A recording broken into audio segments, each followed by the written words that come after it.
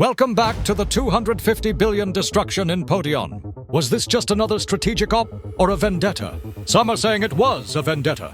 Quite literally, the very ship lost to these alliances not long ago. Whether it's a vendetta or was a vendetta, or an Anshar or a Nidhogger, this is Warlock Industries, bringing you cinematic battles and semi-reliable reporting straight from the front lines.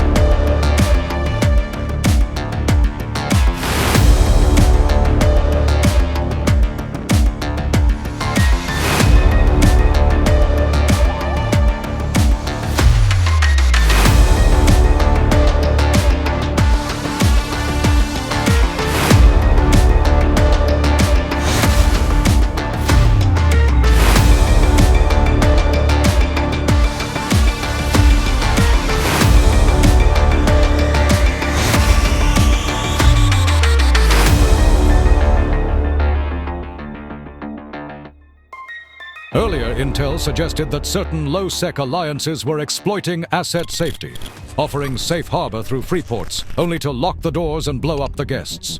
But new reports are surfacing, peeling back the layers of this mystery. Turns out, Null-Sec alliances lost over 150 billion in assets in these very systems, notably a Vendetta-class ship. And now, it seems they made it personal. With the low-sec alliances Fortizar pushed into Hull earlier this week, retaliation came fast. Multiple alliances, including the Initiative and Deepwater Hooligans, descended to the field, topping over 700 pilots and 100 capitals, aiming to defend the structure. Goonswarm and Sigma were not ready for this type of battle.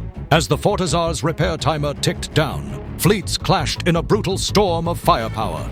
The attackers did what they could, but ultimately, they were thwarted, wiped off grid, and lost 4 times more than their enemies. The Fortizar held, the defenders stood tall, and the message was clear.